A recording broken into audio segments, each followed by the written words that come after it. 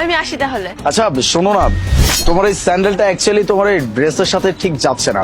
তুমি এক কাজ করো, এই যে এই স্যান্ডেলটা পরো, খুব ভালো লাগবে। কেন, এটা ঠিক আছে তো। ও যেহেতু বলছে তুমি এটা পরে নাও না। এক্স্যাক্টলি, নাও। ঠিক আছে।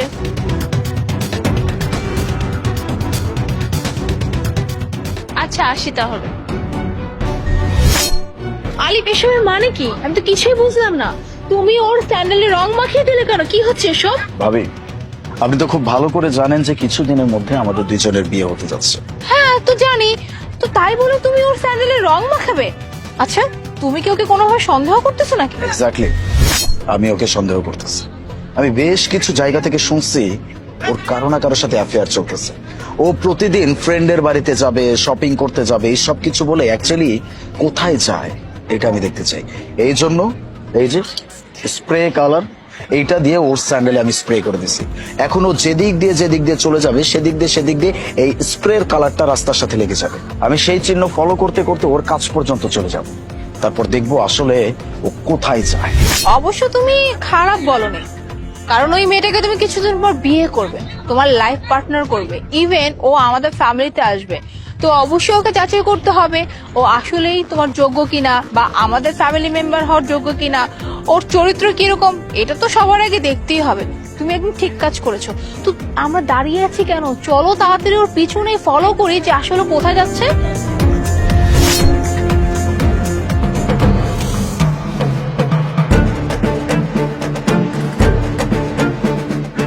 এই যে বাবা বাবা বাবা বাবা, আমার এই নাম্বারে একটু ফোন করে দাও না। ভাবি, তুমি এক কাজ করো, তুমি আগাও, আমি ওনাকে ফোনে কথা বলে আসতেছি। এই নাম্বারটা, এই নাম্বারটা।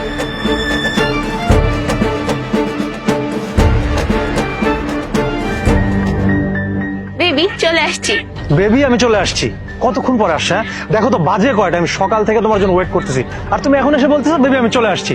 আমি প্রত্যেকটা দিন আমার বউরে মিথ্যা কথা বলে আসি যে আমি অফিসে যাচ্ছি, তাড়াতাড়ি যেতে হবে, আর তুমি তুমি প্রত্যেকটা দিন লেট করে আসো। কেন করো বলো তো? তুমি তো সকাল সকাল অফিসের কথা বলে বের হয়ে যাও, আর আমি কি বলে বের হব?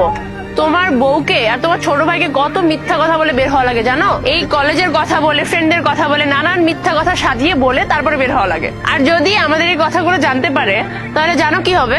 আরে বোকা, কি বলছো তুমি? ওরা কিভাবে জানতে পারবে? হ্যাঁ, আমার ফ্যামিলিতে একমাত্র আমি চালাক, বুঝতে পেরেছো? আমার বউ, আমার ছোট ভাই, ওরা সবাই বোকা। কেউ কখনো কোনোদিন বুঝতেও পারবে না, কোনো কিছু জানতেও পারবে না। বাই দ্য ওয়ে, আমরা যে কাজে এখানে আসছি, চলো সেখানে যাই। হ্যাঁ যাবো, তার আগে আমার খুব পানি তৃষ্ণা লাগছে, একটু পানি খাওয়াবা? পানি না? আচ্ছা ঠিক আছে, তুমি এখানে দাঁড়াও, আমি এক্ষুনি তোমার জন্য পানি নিয়ে আসতেছি। ওকে? মুস্কান চিট করতেছে, তাও কিনা আমার হাজবেন্ডের সাথে। মানে মারুফ মুস্কানের সাথে অ্যাফেয়ার করতেছে। ছি ছি ছি, মানে এত বড় জঘন্যমূলক কাজ এই দুইটা মানুষ কি করে করতে পারলো? হ্যাঁ? আমাকে আলিফকে দুইজনেই ঠকাইছে। আজকে তো আমি ওকে ছাড়বো না। কি ব্যাপার মুস্কান, তুমি না বাসা থেকে বলে বের হচ্ছো তুমি তোমার ফ্রেন্ডের সাথে বের হচ্ছো, তাহলে তুমি এখানে কি করো? আমি ফ্রেন্ডের বাসায় যাবো বলে আসছি, আমার ফ্রেন্ডের জন্য ওয়েট করতেছি আমি। কি তুমি তোমার ফ্রেন্ডের জন্য অপেক্ষা করতেছো? সত্যি করে বল, তুই কি তোর ফ্রেন্ডের জন্য অপেক্ষা করছিস নাকি তুই আমার হাজবেন্ডের জন্য, মানে তোর বয়ফ্রেন্ডের জন্য অপেক্ষা করছিস? কোনটা? মানে কি বলতেছো ভাবি এগুলা? কি অবাক হচ্ছিস তাই না? শোন, আমি না এখানে লুকিয়ে থেকে আমি সব কিছু দেখে ফেলেছি। তুই এখানে কার সাথে কি কথা বলছিলাই? তোর লজ্জা করলো না? হ্যাঁ, তুই জানতি না ও বিবাহিত, ওর বউ আছে, হ্যাঁ, আর ও আমার হাজবেন্ড? জেনে শুনে তুই এরকম একটা জঘন্যমূলক কাজ কিভাবে করলি? হ্যাঁ, তোকে আমরা কত ভালো মেয়ে মনে করতাম, আমাদের ফুল ফ্যামিলি তোকে কত আদর করতো, আর তুই কিনা এত বড় ধোকা দিলি, তাও আমার স্বামীর সাথে অ্যাফেয়ার করে। আর আলিফের সাথে তো তুই অ্যাফেয়ার করছিস তাই না? মানে একই সাথে দুইজনকে ধোকা দিলি, লজ্জা করলো না? হ্যাঁ, তুই তো সবই জানতি, কেন করলি এরকমটা? হ্যাঁ, এখন চুপচাপ দাঁড়িয়ে আছে। তোর মতো মেয়েদেরকে না আসলে আমাদের চেনা ভুল হয়েছে, বুঝতে পারলি? ভাবছিস কি তুই এগুলো করে পার পেয়ে যাবি? আর আমার স্বামীর কথা তো বাদ দিলাম, তুই কি এই জঘন্যমূলক কাজ করলি? হ্যাঁ, যেখানে জানতি যে আমার স্বামী বিবাহিত, তার স্ত্রী আছে, তুই এখন নিশ্চয়ই মনে মনে এটা ভাবছিস কি ব্যাপার, ভাবি এখানে কি করে আসলো, এত কিছু কি করে জানলো?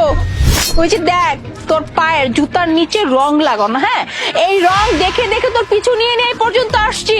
শোন, আমার দেবর আলিফ অনেক আগে থেকেই না তোর প্রতি সন্দেহ করতেছিল, মানে ওর কাছে মনে হচ্ছিল তুই ওকে চিট করতেছিলি, বাট আমি আসলে এটা বিশ্বাস করি না। আমি ভেবেছিলাম না তুই ভালো একটা মেয়ে, কিন্তু আসলে যে তুই এরকম জঘন্য ক্যারেক্টারলেস মেয়ে এটা তো আমি বুঝতেই পারিনি।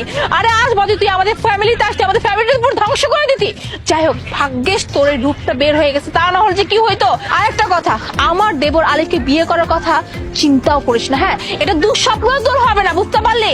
আর একটা কথা, তোর এই কথা তোর এই কাহিনী না আমি এখন গিয়ে ফুল ফ্যামিলি আলিফ সবাইকে আমি জানাবো, তারপর তোর কি অবস্থা তারপর তুই দেখিস।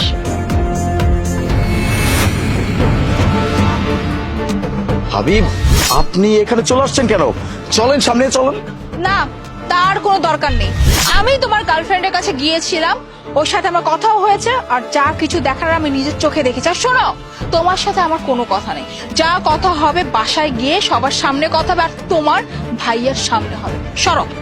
ভাবি, ভাবি শুনবেন তো, আগে আমাকে বলবেন তো যে কি হয়েছে। বেবি, এই যে তোমার জন্য পানি নিয়ে আসছি, নাও। পানি রাখো, তোমার পানি। আজকে থেকে তোমার আমার কোনো সম্পর্ক নাই। আরে বেবি, কি হয়েছে? কোনো প্রবলেম হলে আমাকে বলো, আমি সমস্যার সমাধান করতেছি। অত খুলে টুলে বলা লাগবে না, তুমি তোমার রাস্তায় যাবে, আমি আমার রাস্তায় যাবো। আর আজকে থেকে তোমার সাথে আমার কোনো যোগাযোগ হবে না, আর তুমি আমার সাথে কোনো যোগাযোগ রাখবে না, থাকবো তুমি। আরে বেবি